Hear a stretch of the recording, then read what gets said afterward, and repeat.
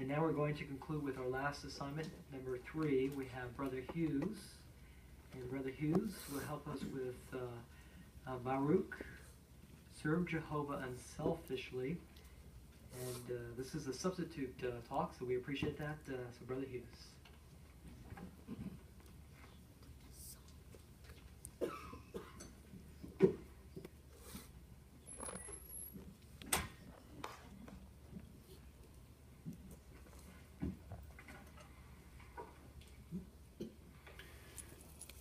I want you to imagine yourself in this scene. It's 1912, the spring of 1912, more than 100 years ago, and you get a call from your best friend.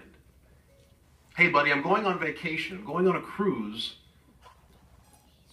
and the best part about it, I've got an extra ticket.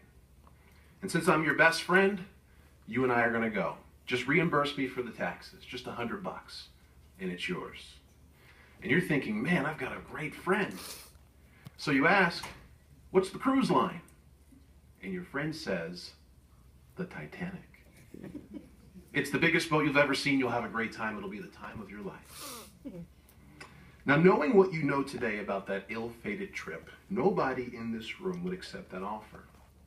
Even if it were free, you still wouldn't go. Why? Because you don't buy a ticket to go on a ship that you know is going to sink.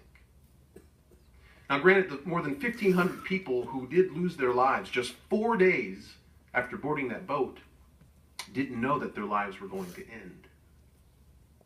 But the illustration provides a powerful principle and a nice backdrop for our discussion tonight. Serve Jehovah unselfishly. Now, the theme of our discussion centers around a man, Baruch. Now, most of us have heard of Baruch. He was Jeremiah's scribe or secretary. And as such, he had the weighty responsibility of writing down Jehovah's words as spoken through the prophet Jeremiah. So what Baruch wrote down was essentially words that Jehovah himself had spoken. Now, the Insight book brings out that Baruch lived during a troubled time in Israel's history and often assisted Jeremiah in delivering very stern warnings against the people of Israel. One reference work suggests that Baruch probably came from a privileged family, as he was a scribe, and his brother Sariah was actually in the high court of the king. Now, our discussion is going to focus 18 years before the destruction of Jerusalem. Baruch had become discouraged, and Jehovah counseled him.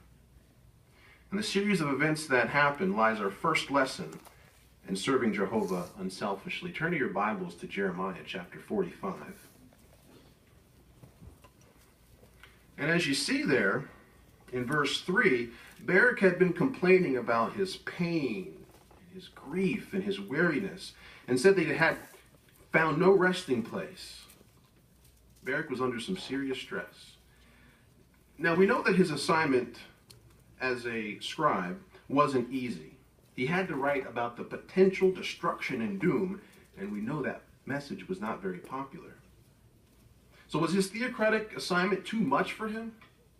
Did he perhaps have a serious family matter that he had to care for? The Bible account doesn't directly say. But we get an idea of what was likely the cause of some of his troubles by reading Jehovah's reply to Baruch in verses 4 and 5. Follow with me, Jeremiah 45. We'll start in verse 4.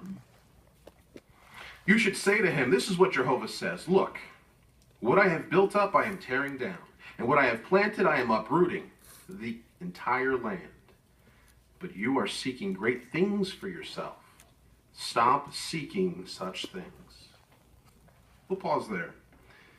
So evidently, friends, Baruch had momentarily lost his focus on what truly mattered. He had begun seeking the things that were on a sinking ship. Those futile products,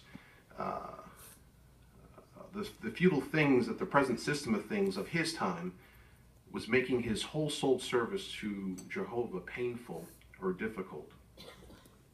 It wasn't the assignment. It was those other things, the alluring things of the world at the time. Opportunities perhaps for a higher education. Maybe more chances for prestige or fame. or the acquisition of material things that was causing him this distress. Why was it worthless? Let's continue and read the rest